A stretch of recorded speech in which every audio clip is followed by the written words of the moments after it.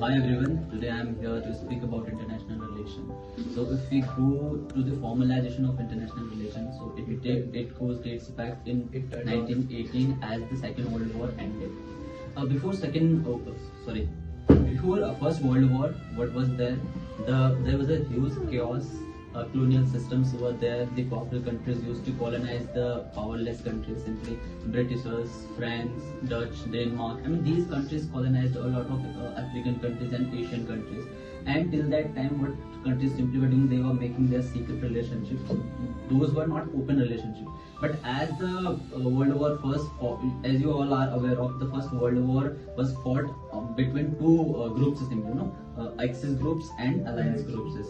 And as the World War One ended in 1918, thereafter a concept came of simply ideology was also emerging, and that was the liberalization, the international liberalism simply a concept came, and thereafter the formalization of international relations started, and thereafter countries started to make their own foreign policy to deal with the other countries. So in this way the formalization of international relations happened, and thereafter the countries tried to make outreach to other countries and share their cultural, political, economic and all kinds of relationships.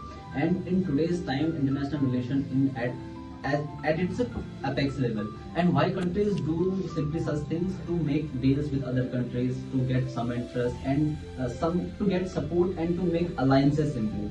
And it is basically the Western concept to make international relations, and it has given a shape to the world. It has given an order to the world, so it has been recognized, it has been shaped. And one institution which has encouraged this kind of relationship, I would say, that is the United Nations, the UNO. United Nations Organization. It has formally recognized that if you have to deal with some other countries, you have to be your country should have a kind of policy which we call foreign policy, and with that policy you have to deal with other countries. And in today's time, each and every country has their own foreign policy. Similarly, we have our own policy, foreign policy, which we call Indian foreign policy, and it is based on independence, it is based on autonomy, it is based on peace and harmony. And talking about in today's time now, I would say, except the international relations, the other thing which is becoming very relevant, that is geopolitical events simply.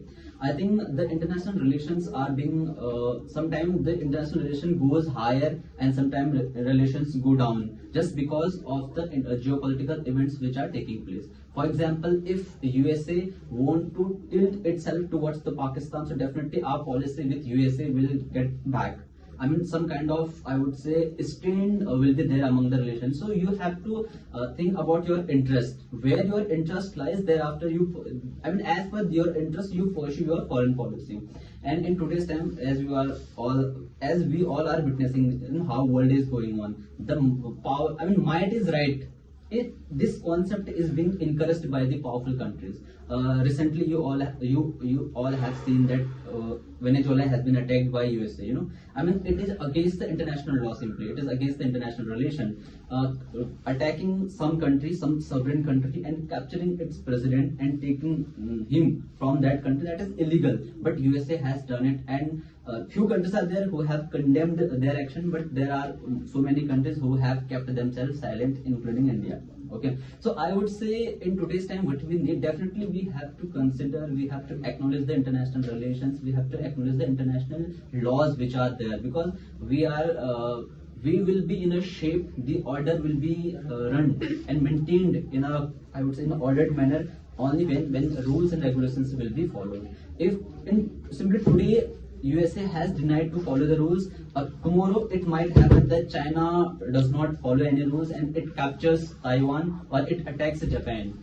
And the same thing can be repeated over and over again. And one more thing is that, talking about the Russia-Ukraine, it is also illegal. No matter, Russia is our friend, definitely. We have a history of relationship with Russia, but the action which Russia has done against Ukraine, that is not international.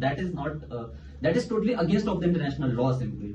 So in today's time, what is being encouraged, might is right. So sometime I personally think that we also have to work on that line, but we should not violate any international law, because it will be, it will backfire, because we have also our adversary like China.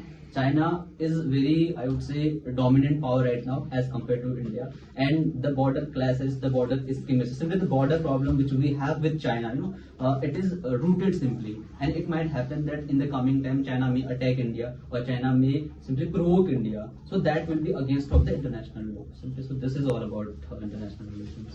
Very good.